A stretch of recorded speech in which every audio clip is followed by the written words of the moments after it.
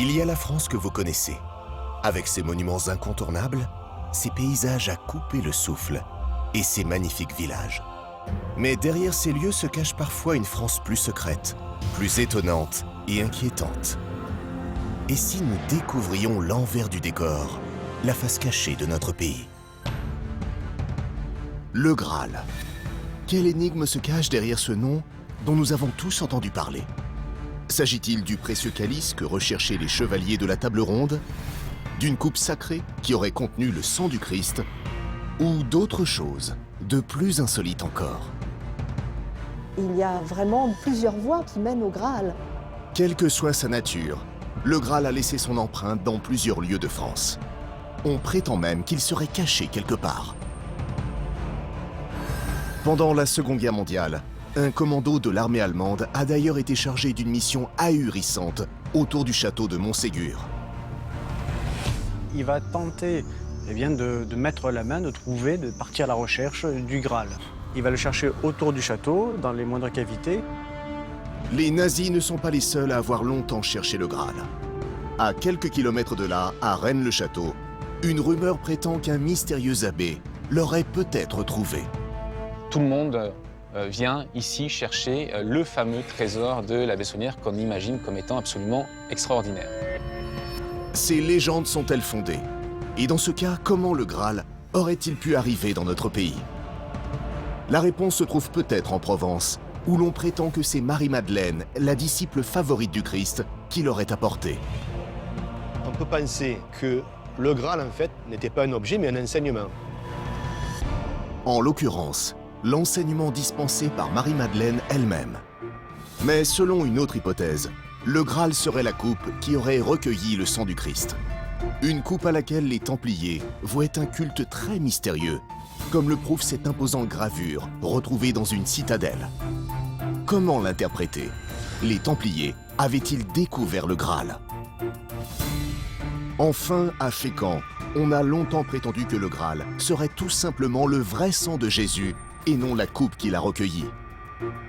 C'est-à-dire de sang recueilli sur les plaies du Christ. Cette théorie sur le Graal est-elle vraiment sérieuse? Quelles sont les hypothèses les plus crédibles et pourquoi? Enquête sur le mythe le plus sacré de toute la chrétienté.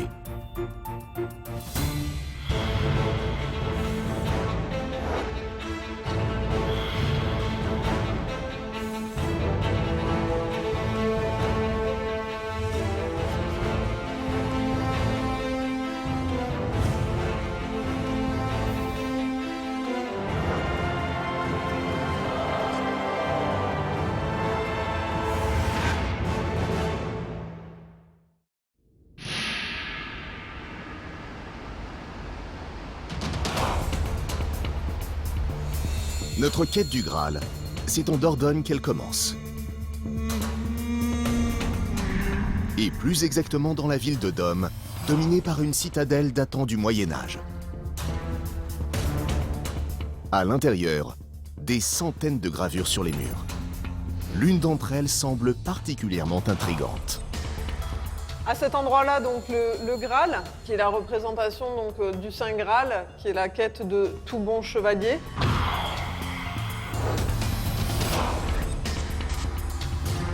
Les auteurs de ces étonnantes gravures, ce sont les Templiers. Jamais dans l'histoire de la spiritualité, des ordres religieux, une masse d'hommes n'a créé autant de mystères que les Templiers. Pourquoi les Templiers ont-ils représenté la relique sacrée ici? Nous allons pénétrer dans un lieu chargé d'histoire et de légendes et tenter de percer le mystère des gravures des Templiers.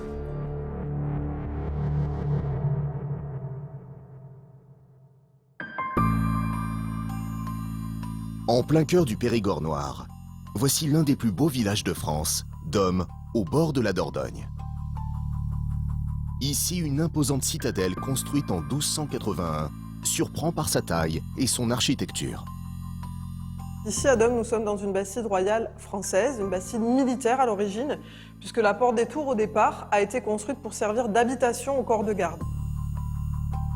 Peu de temps après sa construction, cette citadelle est le théâtre de l'un des épisodes les plus tragiques du Moyen-Âge. Pour comprendre comment son destin a basculé, il faut revenir au début du XIVe siècle. Un ordre militaire et religieux issu de la chevalerie chrétienne fait alors beaucoup parler de lui. Il s'agit des Templiers. Présents dans plusieurs pays d'Europe et notamment en France, ils prospèrent pendant des années. Alors, les Templiers sont absolument idéalisés à leur début, parce qu'ils sont à la fois clergés, puisqu'ils sont moines, ils sont noblesse, puisqu'ils sont chevaliers, et puis ils sont tiers-état, puisqu'en même temps ils exploitent des commerces, la culture de la vigne, la culture du blé. Donc effectivement, ce sont des gens qui représentent la société médiévale dans son idéal absolu. Une image positive qui se détériore pourtant au fil des siècles. La richesse et les privilèges fiscaux dont bénéficient les Templiers finissent par entraîner méfiance et calomnie. Les Templiers, à force d'être puissants, vont faire de l'ombre un petit peu surtout au roi de France. Au tout début du XIVe siècle, Philippe le Bel est gêné par ce pouvoir qui ne dépend pas de lui, puisque les Templiers ne dépendent que du pape. Et là, effectivement, Philippe le Bel ne peut pas trop accepter ce genre de situation. Philippe le Bel va programmer leur disparition. Il va commencer par orchestrer des rumeurs sur leurs mœurs, sur leur religion qui serait plus ou moins hérétique. Ça va durer quelques années, 2-3 ans. Et puis, beau jour, le vendredi 13 octobre 1307, tous les Templiers du royaume de France, le même jour, seront arrêtés par la police du roi. C'est une opération, là aussi, de police qui n'avait jamais été faite avant. Lors de cette arrestation, par surprise, les Templiers étaient très nombreux dans notre pays. Il a fallu trouver des endroits propices à leur emprisonnement. L'un de ces endroits, c'est la citadelle royale de Dôme. Elle devient alors une prison templière. Donc ici, il faut s'imaginer uniquement dans cette salle 70 Templiers emprisonnés ici de 1307 à 1318-1320, puisque c'est la dernière trace de vie que nous avons de Templiers dans la porte des Tours. Abandonnés à leur triste sort, dans une pièce obscure, sans issue, les Templiers succombent les uns après les autres. Ils savent que la fin de leur ordre est inéluctable. Une poignée d'entre eux décide alors de laisser une trace de leur passage sur les murs de la citadelle. La plupart de ces graffitis sont des symboles religieux, ce qui ne surprend pas de la part d'un ordre chrétien. Presque tous sont faciles à décrypter, mais c'est la pièce maîtresse de ces gravures qui intrigue tant les passionnés.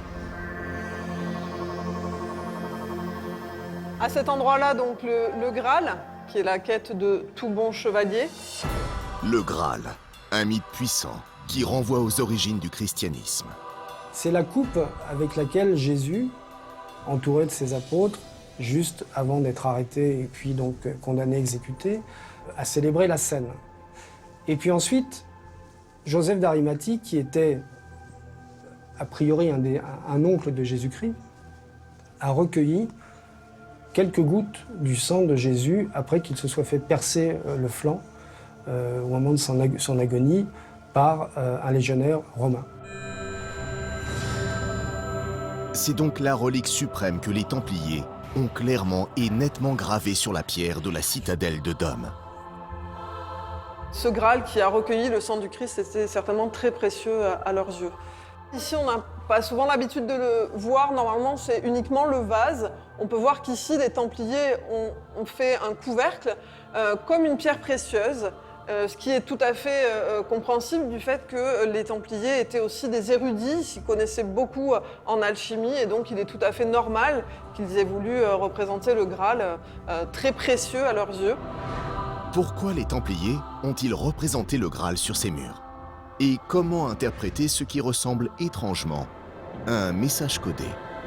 On a vraiment l'impression qu'ils ont laissé un message à la postérité en espérant qu'un jour, peut-être, l'humanité pourra retrouver leur message et retrouver cet objet mythique qui est le Graal.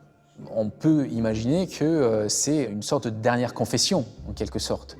C'est-à-dire, ils représentent l'objet pour lequel ils sont morts, l'objet dont, évidemment, ils n'ont pas parlé de peur qu'il tombe entre les mains de leurs ennemis. Beaucoup de monde Ici, en voyant le Graal, se pose la question, peut-être que le trésor des Templiers était qu'ils avaient peut-être mis la main sur ce fameux Graal. Les Templiers ont-ils possédé le Graal? Pour tenter de percer ce mystère, il faut observer les graffitis de Dôme de plus près. Donc là, le carré lobé, c'est la représentation du temple de Salomon, c'est le monde parfait, c'est le paradis. Il faut savoir que dans l'histoire originale, le départ de l'histoire des Templiers, c'est Baudouin II, le roi de Jérusalem, qui leur a offert, entre guillemets, l'emplacement de leur première commanderie, qui était l'emplacement de l'ancien temple de Jérusalem. C'est donc au temple de Salomon que les Templiers doivent leur nom. Considérés comme de très bons diplomates, ils organisaient les voyages des pèlerins, notamment depuis Marseille, vers la Terre Sainte.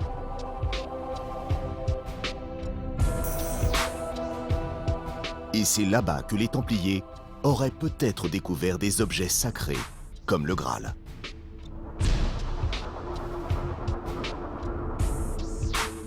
Les Templiers s'y intéressaient probablement. Ils le disent dans leur procès. Nous restons effectivement dans le domaine de la légende, mais peut-être vrai. Les Templiers auraient-ils réellement trouvé le Graal? Cette hypothèse a vu le jour bien avant que l'on trouve les graffitis de Dôme dans les écrits de l'époque. Wolfram von Eschenbach, écrivain chrétien mystique, va décrire les Templiers comme gardiens du Graal. Dans ce roman du Graal, le Parsifal, il est un château, le château du Graal, donc où se trouve le Graal, et ce château est gardé par les Templiers. Et donc ça, c'est très énigmatique, et on peut s'interroger sur le lien effectif entre l'ordre du Temple et les mythes du Graal et certains secrets entourant le Graal. L'un des rôles des Templiers était, ils protégeaient les pèlerins, ils protégeaient l'argent, mais ils protégeaient aussi les reliques. Donc, tout naturellement, on met les chevaliers du Temple qui protègent cette relique. Et puis, avec le temps qui passe, et surtout au XXe siècle, on va se dire, mais voilà, c'est ça le secret des Templiers, voilà, c'est le Graal. La rumeur du Graal des Templiers serait donc née dans la littérature. Mais s'agit-il vraiment d'une rumeur? Pourquoi, juste avant de disparaître, le dernier acte des Templiers a-t-il été de graver la relique suprême sur les murs de la citadelle de Dôme?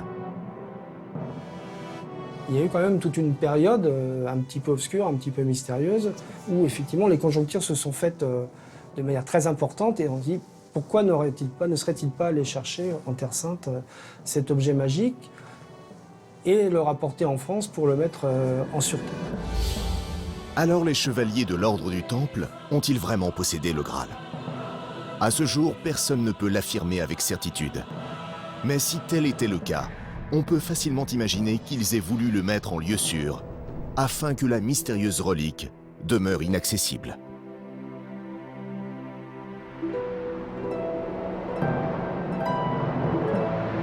Si le Graal est souvent associé à Nicodème et Joseph d'Arimathie, deux disciples du Christ, certains s'interrogent sur sa possible arrivée en France. A-t-il été rapporté par les Templiers? Peut-être. À moins qu'il n'ait été ramené par une autre figure des évangiles, Marie-Madeleine.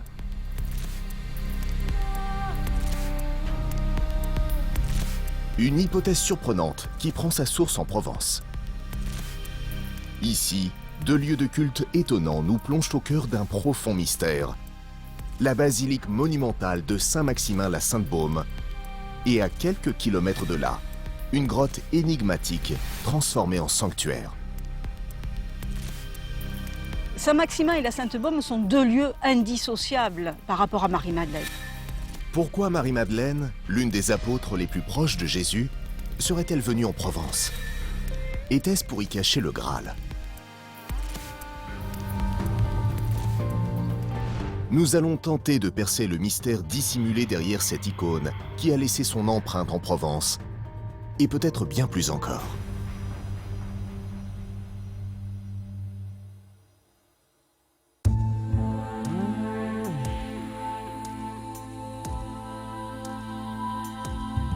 Dans le département du Var, les forêts de pins tapissent les collines autour de Saint-Maximin. Une petite commune dotée curieusement d'une basilique aux dimensions impressionnantes. On est souvent étonné quand on arrive à Saint-Maximin de voir un monument d'une importance pareille dans une petite ville de 17 000 habitants. La basilique est un édifice très important qui fait 75 mètres de longueur, 25 mètres de large et dont les voûtes s'élèvent à presque 30 mètres de hauteur. Cela en fait le plus grand édifice gothique de Provence.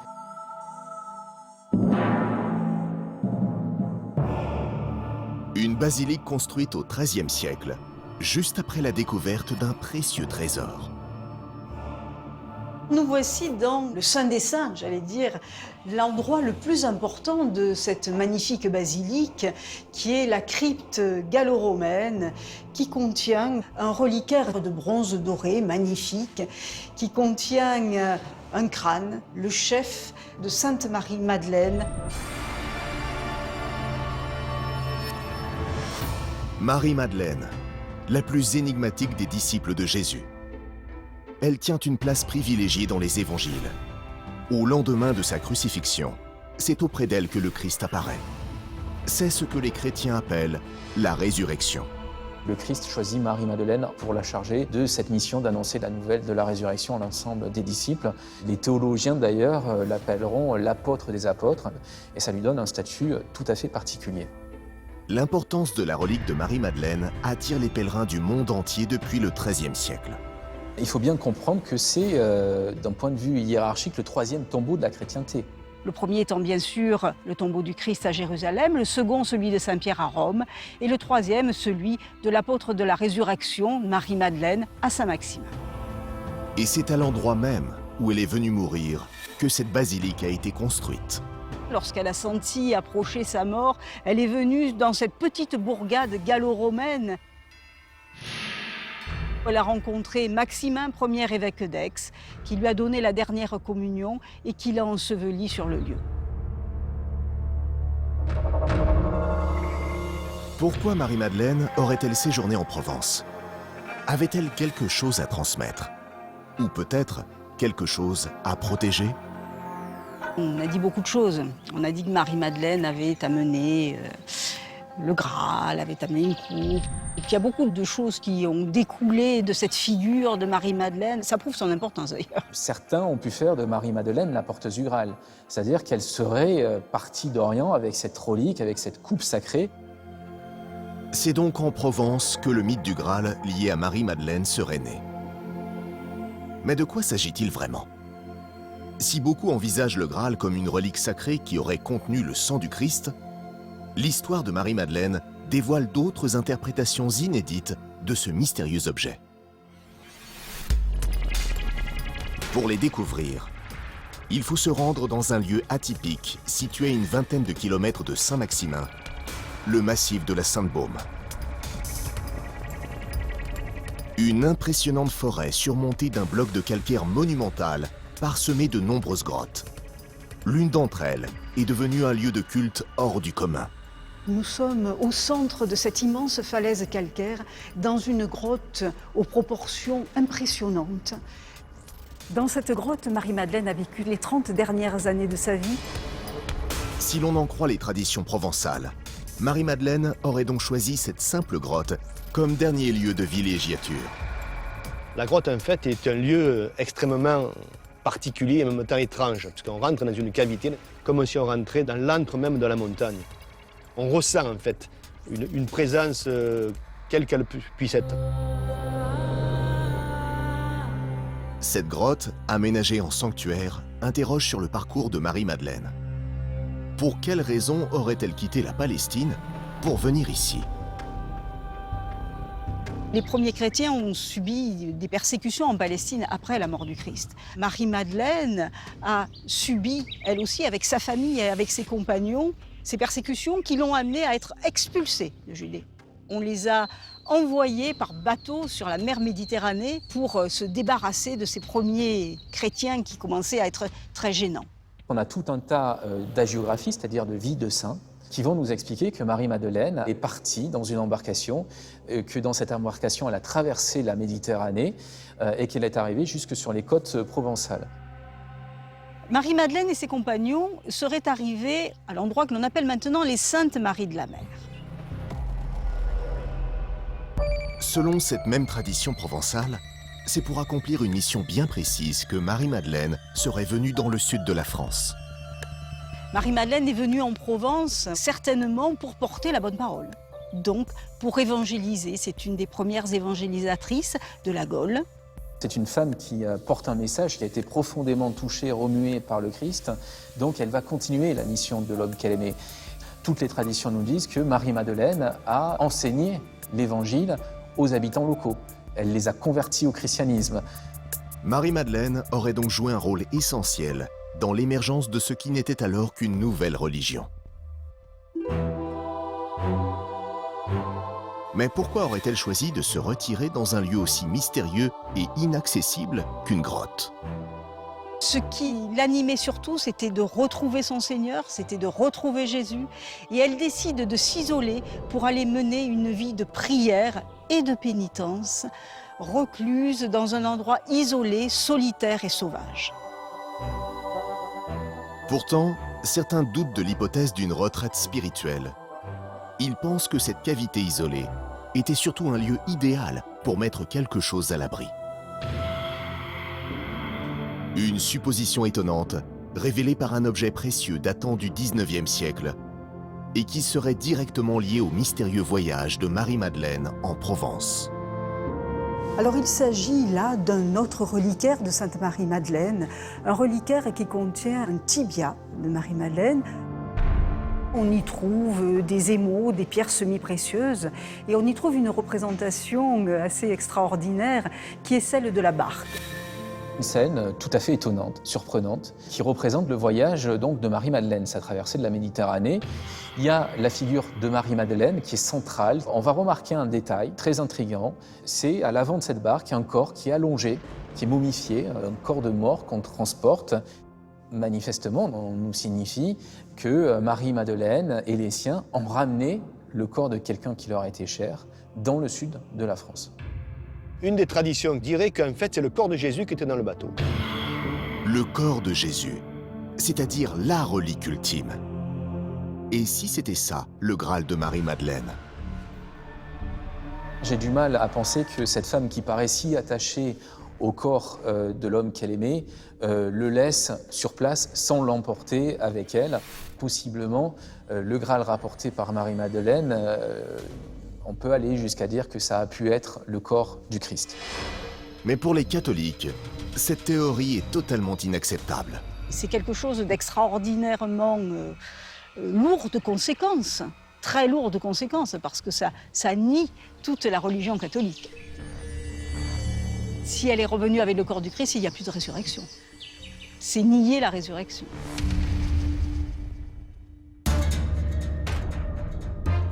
Le corps de Jésus transporté jusqu'en Provence? Un paradoxe pour une apôtre de la résurrection. À moins que l'auteur anonyme de ce reliquaire n'ait voulu représenter une allégorie. Dans ce cas, ce corps évoquerait de façon imagée le bien le plus précieux que Marie-Madeleine aurait emporté avec elle.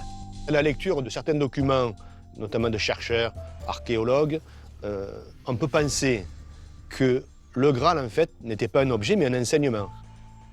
Marie-Madeleine va affirmer détenir le véritable enseignement du Christ, celui qu'elle a reçu en secret de lui. Il est très probable que Marie-Madeleine soit partie ou ait rédigé pendant son voyage, ou une fois arrivée à destination, des écrits qui racontaient sa version de l'enseignement du Christ. Quel que soit le Graal de Marie-Madeleine, il avait à ses yeux une valeur inestimable.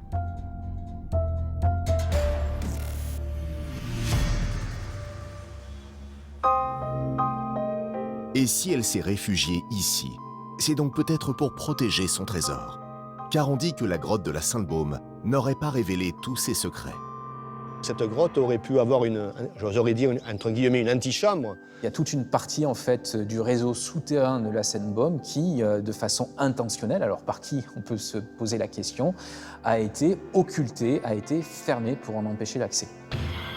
certaines parties auraient pu être gênantes par rapport à des pratiques qui auraient pu se passer au moment même de l'arrivée de Marie-Madeleine. Depuis 2000 ans, les roches sombres de cette grotte provençale renferment le mystère du Graal de Marie-Madeleine. Il doit rester encore beaucoup de mystères à élucider dans ce lieu, puisque d'après nous, tout n'a pas été découvert. On peut imaginer évidemment que certains cachent la vérité, que certains ont dissimulé un secret dans le massif de la Sainte-Baume, condamné des galeries qui accéderaient à un lieu qui remettrait complètement en question l'histoire du christianisme. Des documents contenant une version inédite du christianisme. Était-ce donc cela, le Graal de Marie-Madeleine? Quelle que soit la réponse, après la mort de la disciple, le Graal sombre dans l'oubli pendant près de 1000 ans. Ce n'est qu'au Moyen-Âge que le mythe fait sa réapparition, poussant les hommes à commettre des actes insensés pour le posséder.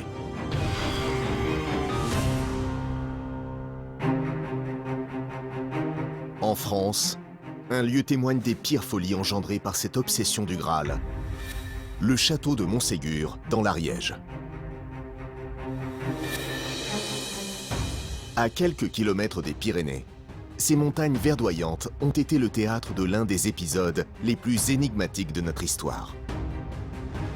En 1943, alors qu'il est aux commandes de l'armée nazie, Himmler met la région sans dessus-dessous pour une raison insensée. Himmler aurait ordonné à l'un de ses meilleurs commandos d'aller à Montségur et de trouver enfin le Graal. Ces fouilles sont motivées par une légende vieille de plusieurs siècles. Depuis le Moyen-Âge, on raconte que les Cathares auraient caché un précieux trésor dans la région, peut-être bien le Graal.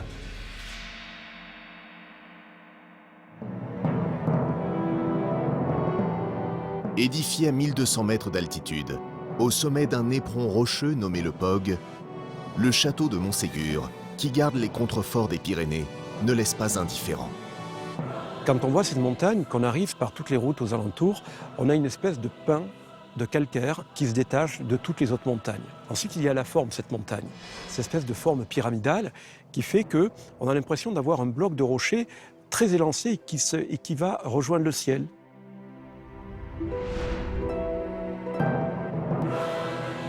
En 1204, les membres d'un mystérieux courant religieux trouvent ici un site idéal pour prospérer.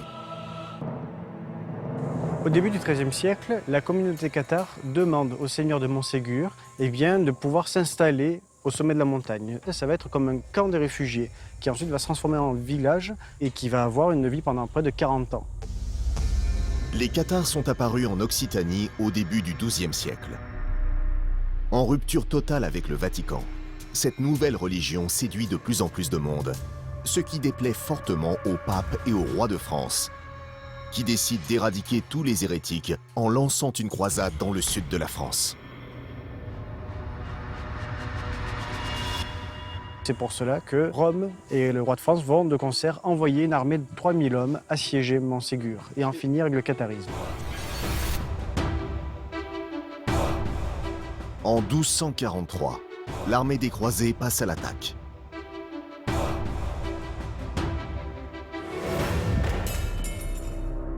Le siège dure 10 mois et se conclut par un gigantesque bûcher où plus de 200 Cathares seront éliminés. Pourtant, il semblerait qu'une poignée de résistants ait pu s'enfuir dans la plus grande discrétion. La veille du bûcher, qui va brûler donc 225 personnes, eh bien on sait que 4 Cathares vont s'échapper par les falaises à l'aide de cordes. Si ce mois de mars 1244 marque la fin du catharisme, c'est aussi le début d'une incroyable légende. Par contre, les textes ne parlent pas s'ils se sont échappés avec quelque chose. C'est de ce manque-là d'informations que bon nombre d'écrivains au XIXe siècle vont leur mettre dans les mains bon nombre d'objets, bon nombre de trésors, dont le Graal. Cette légende des Cathares partie avec un trésor perdurera depuis le XIIIe siècle jusqu'à nos jours. Au début des années 30, le mystère du Graal des Cathares caché en Ariège suscite l'intérêt d'un archéologue allemand, un certain Otto Rahn. il va tenter de partir à la recherche du Graal. Il va le chercher autour du château, dans les moindres cavités.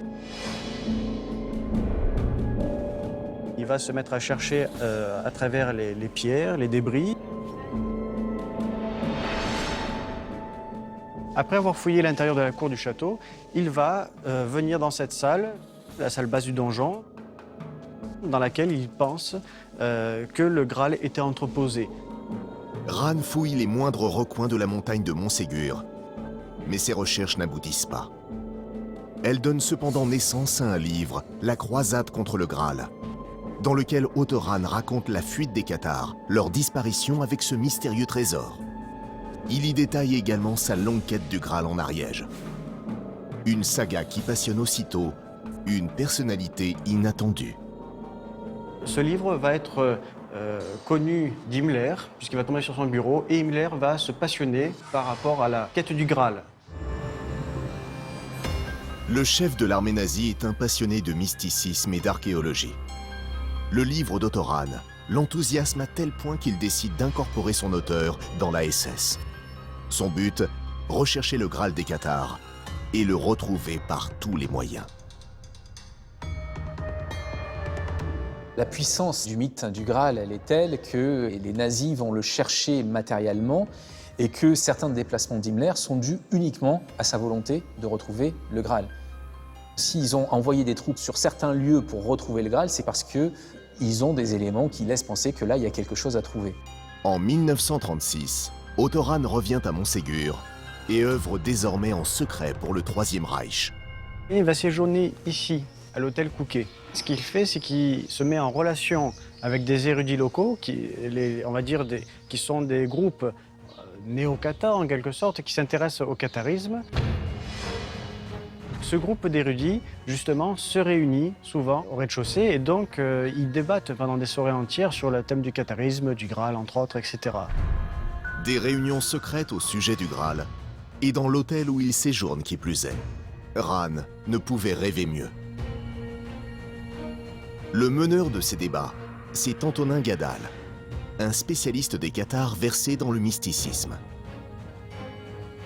Ran lui confie que ses recherches entreprises quelques années plus tôt sur les hauteurs de Montségur n'ont rien donné. Mais selon Gadal, il reste un lieu que Ran n'a pas fouillé. Or, c'est là que le Graal pourrait être caché. Il va faire le lien avec les 4 Cathars qui se sont évadés la nuit précédant le bûcher et qui l'auraient caché dans les grottes aux alentours de Tarascon-sur-Ariège. Et c'est de là qu'avec Antonin Gadal, tous les deux, ils vont aller chercher le Graal dans ces grottes. Les deux compères ont du pain sur la planche. Autour de Tarascon-sur-Ariège, dans ces montagnes occitanes, les grottes sont très nombreuses. Elles constituent autant de refuges possibles pour des personnes traquées. On sait que 2 Cathars sont venus se cacher ici parce que c'est mentionné dans un interrogatoire de l'Inquisition du XIIIe siècle qui cherche à débusquer le réseau de ces gens-là. Qui étaient précisément ces 2 Cathars? Les documents n'en disent rien. Pourrait-il s'agir de ceux qui se sont enfuis de Montségur? Faute d'indices probants, l'enquête de Ran et Gadal est au point mort. Mais l'une des grottes de la région les intrigue. Appelée grotte de Bethléem, elle fut longtemps un haut lieu d'initiation au catharisme.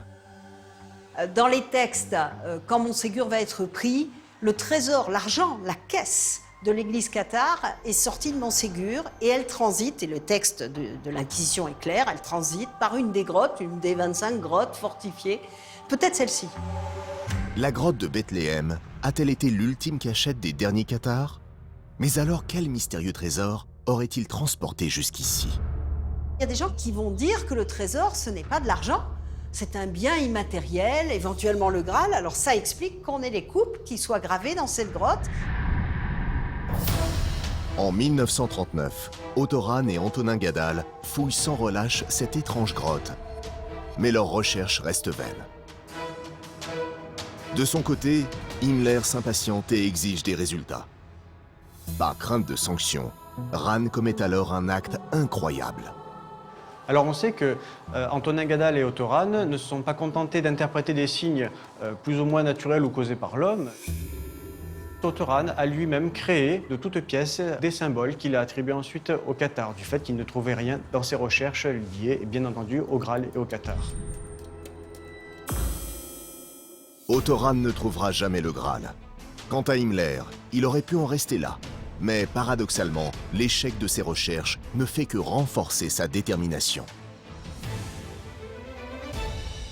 Pendant l'année 1944, eh bien, Himmler aurait ordonné à l'un de ses meilleurs commandos d'aller à Montségur, d'après les plans de Rahn, et de trouver enfin le Graal, que Rahn n'avait jamais réussi à trouver. Ce commando est dirigé par Otto Skorenzy, l'homme de main préféré d'Hitler. Une vraie machine de guerre, chargée des missions les plus délicates par le haut commandement nazi. Otto Skorenzy, c'est quand même la bête redoutable de la SS en Europe, qui sème la terreur et l'effroi. C'est un commando SS qui a participé, pour son coup le plus fameux, à délivrer Mussolini dans une prison d'Italie et le ramener en Allemagne près d'Hitler. L'armée nazie déploie des moyens considérables pour son ultime quête du Graal. La population ignore tout de ces fouilles, qui se déroulent dans le plus grand secret. Pourtant, une rumeur ne tarde pas à naître. Otto Skorenzy aurait donc, selon cette rumeur, trouvé le Graal et un trésor important, un trésor monétaire avec des reliques. Et donc, il aurait trouvé par là, dans des montagnes. Et donc, ce commando aurait mis la main sur un coffre contenant de la monnaie ancienne ainsi que des reliques. L'armée nazie a-t-elle vraiment trouvé un trésor? Mais dans ce cas, qu'est-il devenu? Il aurait emporté donc près de Berlin et après, avec la fin de la guerre, eh bien, ce trésor se serait éparpillé. Un épais mystère entoure les fouilles secrètes menées par les nazis autour de Montségur. Aurait-il trouvé le Graal des Cathares? Personne ne sait. Mais il existe d'autres histoires qui évoquent la présence du Graal en Ariège. Bien avant Himmler, un autre lieu situé à quelques kilomètres de Montségur a été le théâtre de fouilles acharnées. Là encore, on parle d'un mystérieux trésor enfoui. S'agissait-il du Graal des Cathares? Nous sommes à Rennes-le-Château. Cette petite commune, perchée au sommet d'une colline, se situe en plein cœur du pays cathare, à une cinquantaine de kilomètres de Montségur. Ce qui surprend ici, c'est ce somptueux domaine construit au XIXe siècle en l'espace de quelques années par un sulfureux abbé, Béranger Saunière. Ce curé, il n'a pas pu bâtir tout ça, évidemment, avec son salaire de prêtre. C'est donc qu'il a trouvé quelque chose, et ce qu'il a trouvé, c'est un trésor. Certains murmurent que ce trésor inestimable pourrait être le Graal. Si c'est le cas, s'agissait-il de celui des Cathares? Au cœur d'un site chargé d'histoire et de mystère, nous allons tenter de faire la lumière sur cette intrigante affaire.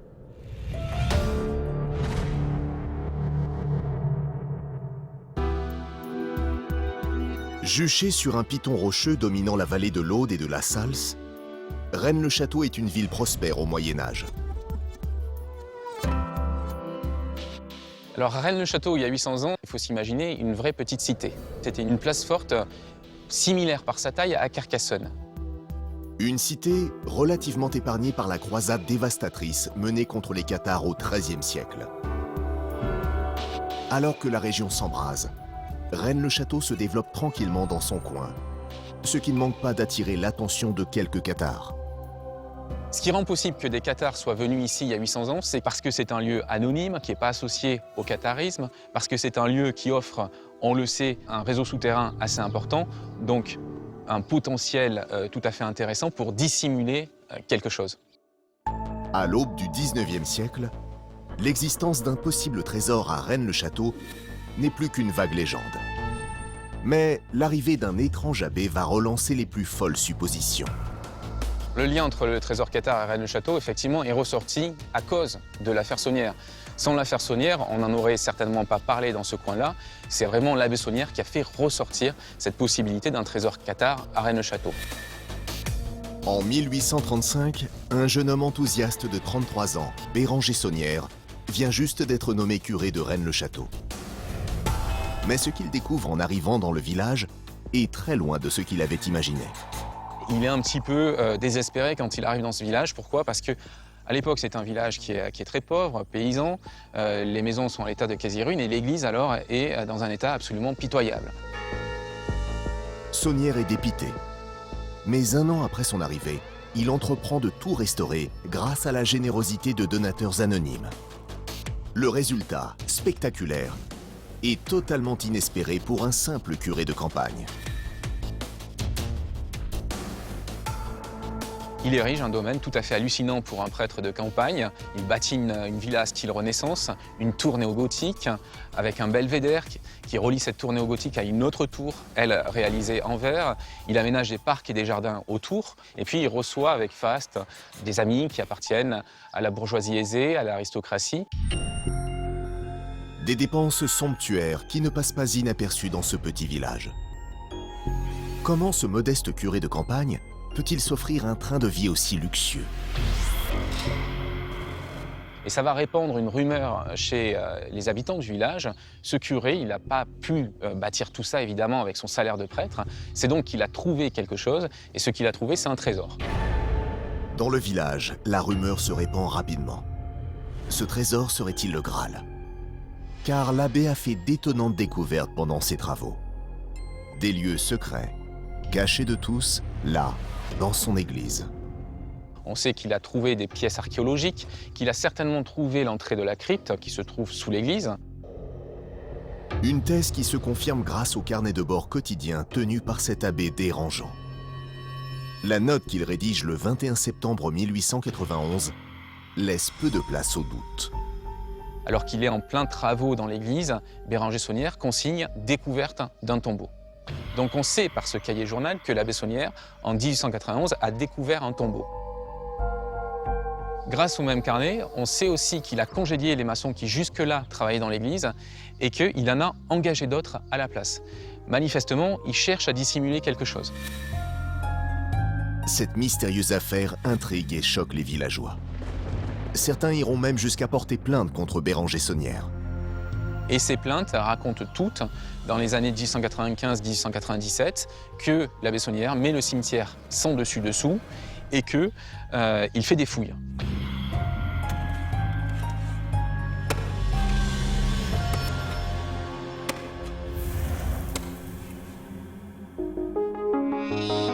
Bientôt, les rumeurs autour du mystérieux trésor de Rennes-le-Château attirent progressivement des passionnés venus de toute la France. Dans les années 60, c'est l'explosion. Tout le monde vient ici chercher le fameux trésor de l'abbé Saunière qu'on imagine comme étant absolument extraordinaire. Dans l'église, quelque chose retient particulièrement l'attention des chasseurs de trésors. 5 statues représentant des saints disposées de part et d'autre de la nef. Quand on s'amuse à regarder les noms de ces saints, on remarque que si on trace un M entre les statues, que ces statues nous donnent un message. Si on prend les lettres initiales de toutes ces statues, on a Germaine, G, Roch, R, Antoine Hermite, A, Antoine de Padoue, A, et Luc, L, ce qui nous fait l'acronyme de Graal. Un autre indice laisse lui aussi penser qu'il existerait un lien secret entre l'Église et le Graal. Et la statue de Sainte Marie-Madeleine, qui n'est pas inclue dans ce M que tracent les statues, porte une coupe dans la main, une coupe bien mise en évidence par sa couleur argentée, qui pourrait donc être une figuration du Graal. Pour les chasseurs de trésors, ces signes sont la preuve que l'abbé Saunière a sans doute mis la main sur l'une des reliques les plus recherchées au monde.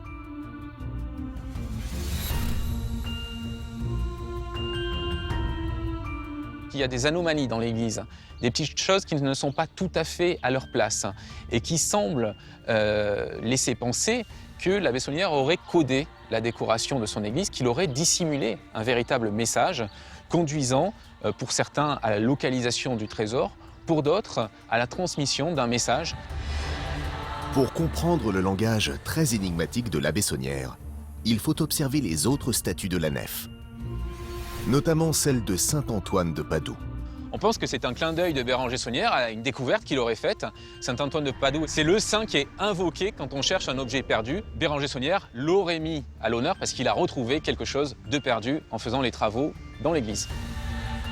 Il semblerait donc que l'abbé ait volontairement semé des indices qui pourraient conduire au prétendu trésor de Rennes-le-Château, autrement dit, au Graal.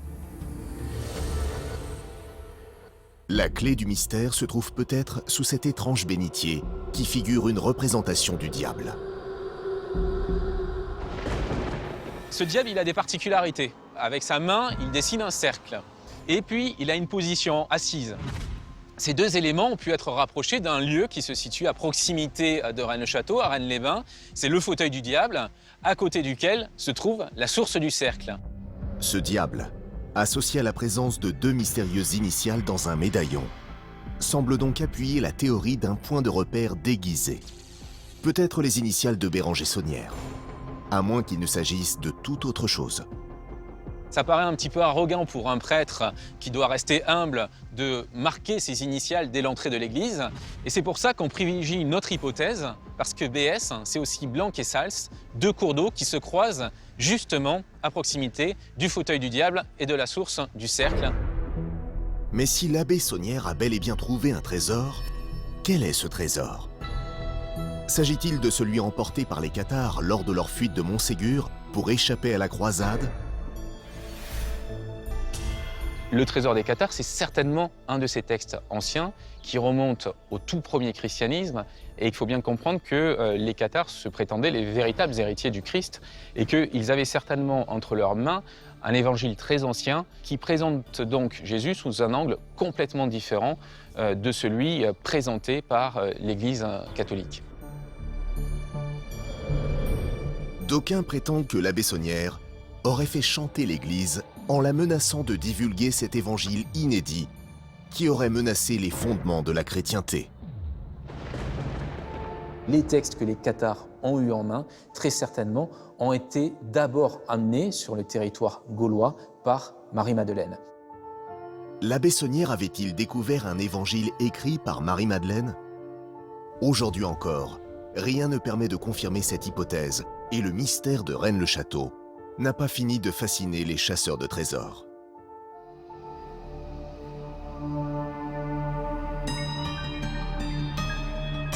À l'image de cette incroyable énigme, de nombreux autres lieux en France renferment des secrets liés au Graal. L'un d'entre eux, particulièrement insolite, évoque l'existence d'un Graal plus précieux encore que tous les autres. C'est à Fécamp, en Normandie, que nous allons le découvrir. Cette petite ville côtière abrite un chef-d'œuvre d'architecture, l'abbatiale de la Trinité. Un impressionnant édifice qui renferme une relique unique au monde. Elle a, dans l'esprit médiéval, une valeur beaucoup plus importante que n'importe quelle autre relique concernant un saint traditionnel. Cette relique exceptionnelle ne serait ni plus ni moins que le sang du Christ, autrement dit, le Graal suprême. Mais par quel miracle serait-il arrivé ici? Nous allons tenter de percer le mystère du précieux sang de Fécamp.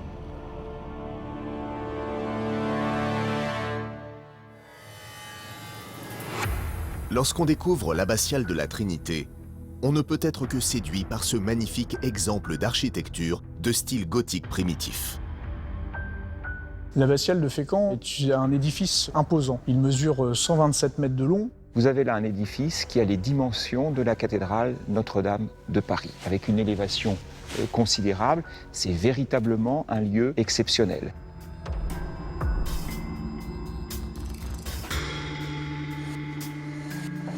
Mais pour entrevoir le vrai trésor de l'abbatiale, il faut se rendre derrière l'autel du monument.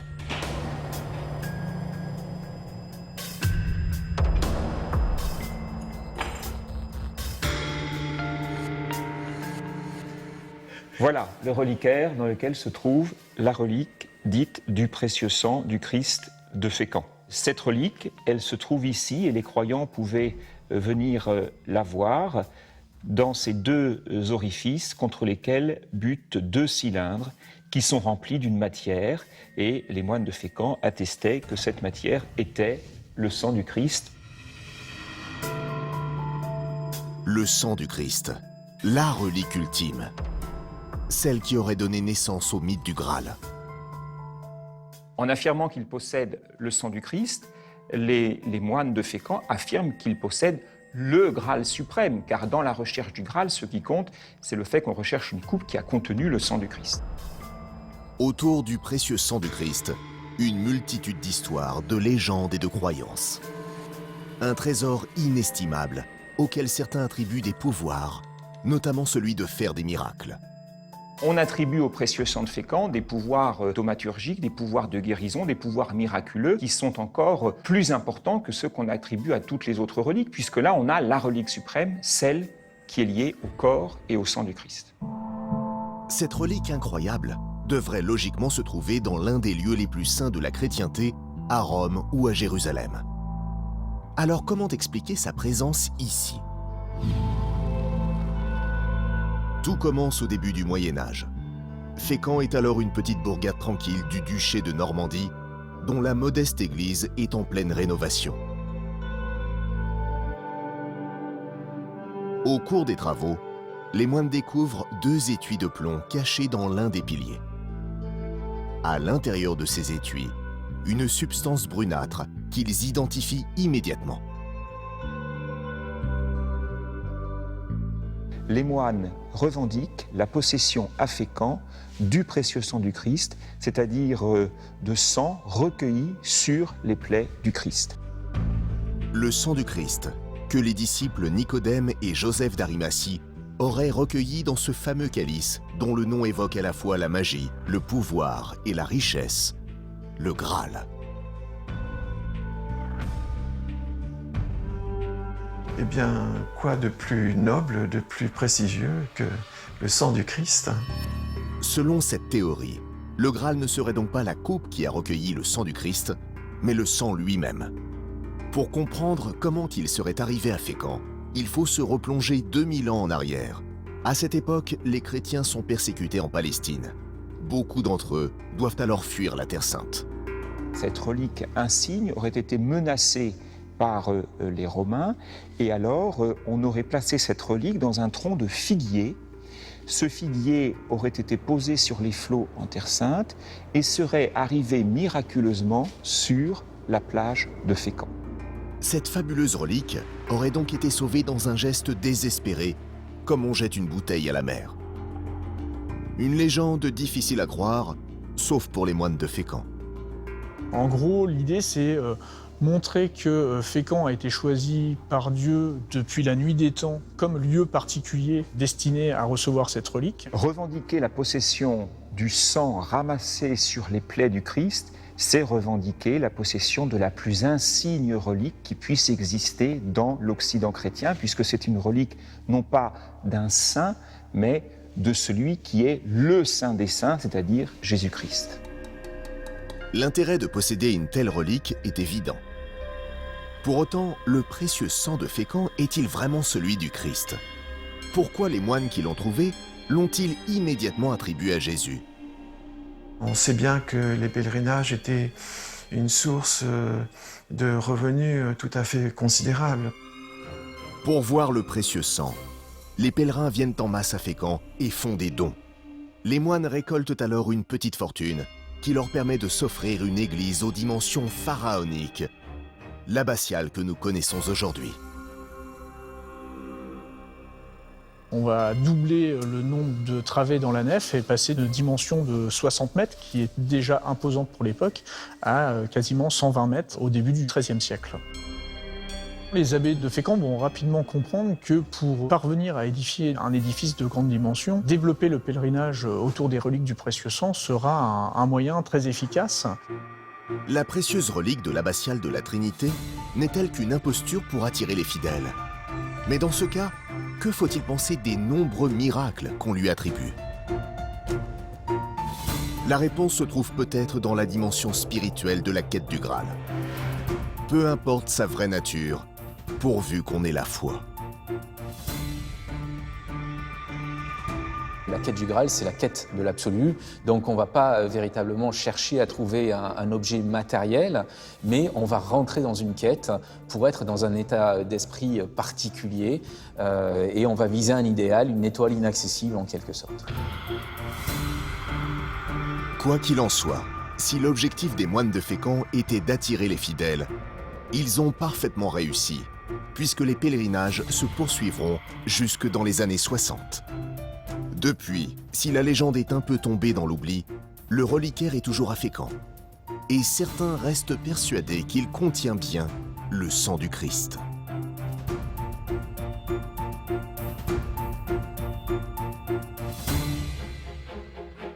Mais parmi tous ces mystères qui entourent la quête du Graal, comment savoir lequel se rapproche le plus de la vérité historique? La clé de ce qui reste la plus grande énigme de tous les temps se trouve peut-être en Bretagne, au cœur de la forêt de Brocéliande. C'est dans ce décor qu'est née une autre légende, celle des chevaliers de la Table Ronde. De valeureux combattants unis autour d'un seul et même but, trouver le fameux Graal.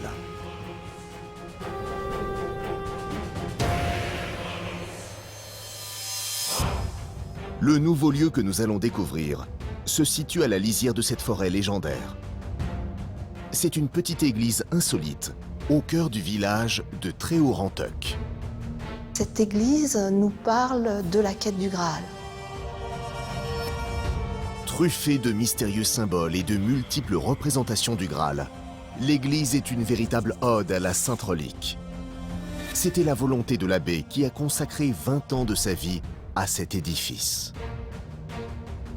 L'abbé Gilliard, c'est un prêtre qui a marqué ses confrères pour sa liberté de penser. Vous allez découvrir l'étonnante histoire de cette petite église et de son créateur. Une plongée au pays des légendes arthuriennes, où le Graal est une fois de plus au centre de bien des mystères.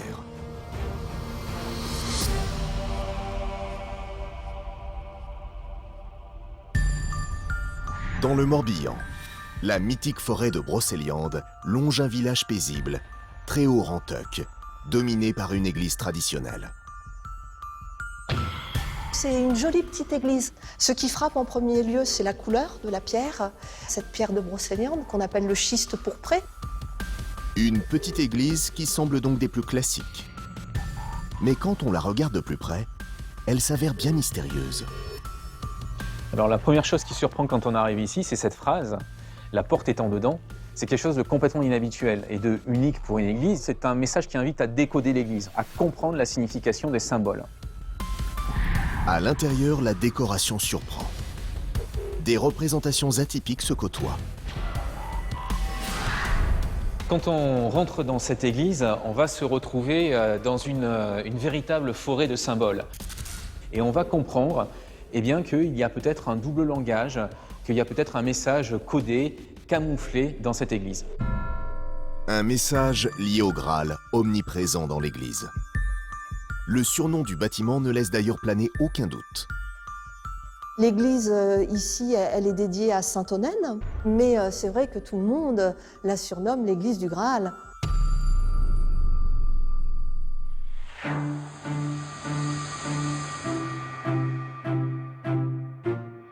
À l'origine de cet étonnant édifice, un étrange abbé, Henri Gillard. Son histoire à Tréhaut-Rantoc commence en 1942. Tréhaut-Rantoc, dans les années 40, c'est un village qui est complètement perdu. On n'y arrive que par un chemin de terre. C'est le bout du monde, hein. Il faut se mettre en chemin, il faut se mettre en marche pour arriver jusque-là. Lorsqu'il arrive dans ce petit village breton de 150 âmes, l'abbé fraîchement nommé découvre une situation désastreuse.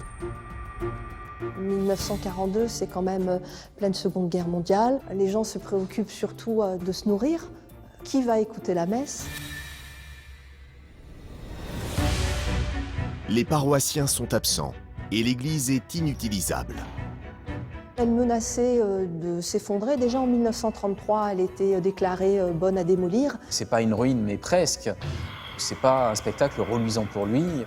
Alors qu'il rêvait de hautes responsabilités, l'abbé réalise qu'il a été envoyé dans une zone sinistrée, car sa hiérarchie doute de lui. Il avait l'air gentil, comme ça, hein, doux. Et sous cette apparence de douceur, on sentait quand même qu'il y avait une volonté, une fermeté. Hein.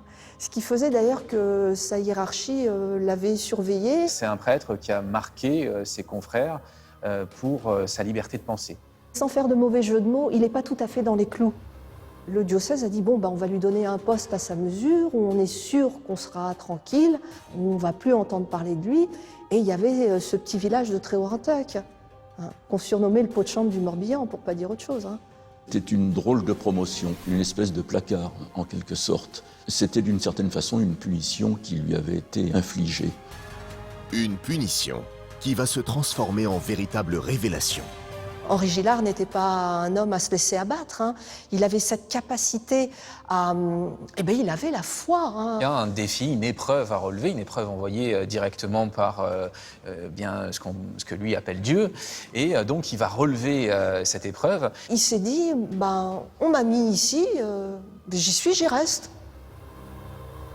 Au fil des mois, l'église reprend forme.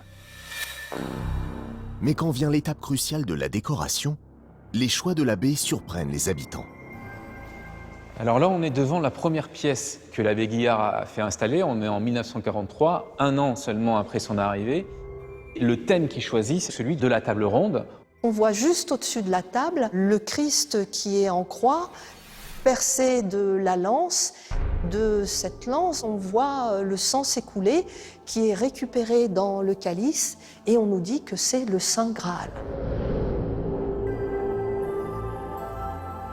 Avec ce premier vitrail, on pourrait penser que l'abbé a souhaité rendre hommage aux fameuses légendes de Brocéliande. Pourtant, quand on l'observe de plus près, la reproduction des chevaliers de la table ronde présente une intrigante particularité. À la droite du roi Arthur, il y a ce que les romans du Graal appellent le siège périlleux. C'est un siège qui est vide, qui doit être occupé par le chevalier qui va achever la quête du Graal. Sur ce vitrail, ce siège est occupé. Ce qui veut dire clairement que le Graal a été retrouvé. Voilà, c'est le premier message de l'abbé Guillard, en fait, dans son église, c'est que la quête du Graal est achevée. Un message caché dans un vitrail? L'abbé exploite sans modération ce procédé. Juste en face, on a un autre vitrail qui représente en quelque sorte l'origine du Graal, puisque c'est la scène, c'est-à-dire le dernier repas du Christ. Il y a un jeu de miroir, c'est-à-dire qu'on nous présente d'un côté l'origine du Graal et de l'autre l'histoire de sa quête et de l'achèvement de sa quête. L'Église se révèle truffée de références troublantes qui en font une sorte d'ode au Saint Graal. En plaçant le Graal de façon aussi visible sur les vitraux en plein cœur, c'est qu'il voulait justement lui donner une signification particulière. Il marque l'orientation qu'il prend dès ce moment-là, que l'Église va revêtir par la suite, c'est-à-dire ça va être un temple du Graal. Chaque nouvel élément de décoration confirme la fascination, voire l'obsession de l'abbé pour la sainte relique. Alors on arrive à présent derrière le grand vitrail qui se trouve derrière le maître-autel, une œuvre absolument majeure qui met encore une fois en exergue le Graal, puisque la scène centrale de ce vitrail, c'est l'apparition de Jésus et du Graal à Joseph d'Arimathie.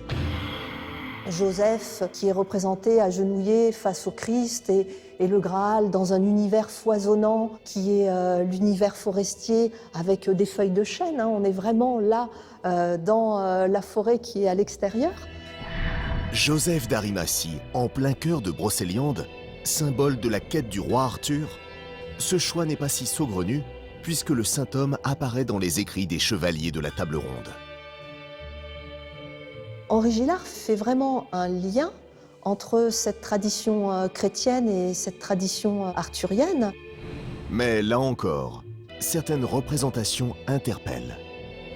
Quand on va regarder ce vitrail, on va remarquer un certain nombre de détails. Et à mon sens, le plus significatif d'entre eux, ce sont ces deux lapins. Un de ces lapins met sa patte devant sa gueule pour murmurer quelque chose à l'oreille de l'autre. Incontestablement, avec ces deux lapins, on a l'idée qu'il y a un secret dans cette église, qu'il y a un secret qu'il faut retrouver. De quel secret s'agit-il? Quand on voit le thème de ce vitrail, on ne peut que penser que ce secret est lié au Graal et à quelque chose que l'abbé Gillard aurait retrouvé par rapport au Graal. Si l'on en croit tous ces indices, l'abbé Gillard aurait-il vraiment trouvé le Graal? L'hypothèse paraît insensée. À moins que ce Graal ne soit pas la célèbre coupe qui a contenu le sang du Christ, mais autre chose de plus précieux encore. On peut avoir une autre définition du Graal. Est-ce que ce ne serait pas un écrit caché, lié à la vie véritable et à l'enseignement véritable du Christ? Des textes qu'on pourrait appeler le Graal. Il y a vraiment plusieurs voies qui mènent au Graal. Des textes secrets datant des origines du christianisme cachés à Tréorantoc, cette piste paraît-elle aussi invraisemblable. Pourtant, les écrits de l'abbé Gillard semblent bien l'accréditer. Le curé se montre même très précis lorsqu'il évoque le parcours de Joseph d'Arimathie après son départ de la Terre Sainte. Et l'abbé Gillard était convaincu que Joseph d'Arimathie était bien passé ici et qu'il y avait apporté le Graal. Il semblerait qu'il soit passé par la Bretagne. En tout cas, c'est ce que dit Henri Gillard dans ses écrits. Il dit que même il aurait caché le Graal ici. Comment l'abbé aurait-il pu retrouver des textes cachés voici plus de 2000 ans? D'autres éléments de réponse se trouvent peut-être dissimulés dans la décoration de cette étonnante église. Sur ce tableau, par exemple, l'abbé ressuscite un personnage controversé, appelé Éon de l'Étoile. Il a vécu pendant le Moyen-Âge et on a des témoignages comme quoi il serait venu jusqu'ici dans les années 1143-1145. Qui s'inscrit dans le même mouvement que le catharisme Éon de l'Étoile. C'est ce qu'on appelle un hérétique, c'est-à-dire un chrétien qui va sortir des rangs et qui va professer un christianisme, une façon de croire complètement différente de celle présentée par l'Église. Comme tous les hérétiques, Éon de l'Étoile a été condamné. Mais possédait-il des documents secrets datant de l'origine du christianisme qui dérangeaient l'Église? Pourrait-il s'agir des mêmes documents apportés en Bretagne par Joseph d'Arimathie? Il y a certainement un lien entre Éon de l'Étoile et Joseph d'Arimathie. Et ce lien, c'est le motif central de cette église, à savoir le Graal. Des chrétiens menés par Joseph d'Arimathie auraient pu arriver dans cette région. De façon clandestine, certains textes auraient circulé de main en main au fil des siècles. Et à un moment donné, certains de ces textes ressortent et inspirent le mysticisme d'Éon de l'Étoile. À son tour, Éon de l'Étoile aurait-il mis ses précieux écrits en sécurité? Et l'abbé les aurait-il retrouvés des siècles plus tard? Un autre élément de la décoration pourrait le laisser croire. Une des particularités de cette église, c'est son chemin de croix. Il va inclure la Passion du Christ dans le paysage local, c'est-à-dire qu'on va reconnaître des maisons de Tréorantoc sur certaines stations. Donc ça, c'est une particularité, puisque tous les autres chemins de croix sont situés en Orient, autour de Jérusalem. Étonnamment, l'abbé Gillard a donc choisi de casser les codes pour créer un chemin de croix unique au monde. Voulait-il seulement se montrer créatif? Ou a-t-il, une fois de plus, cherché à cacher un message dans sa décoration? L'abbé Gillard nous signifie quelque chose sur le parcours du Graal, notamment le parcours autour de Tréorantoc. On peut supposer qu'il a réalisé une sorte de carte codée, que peut-être il nous invite à accomplir un certain périple en dehors de l'église pour retrouver quelque chose.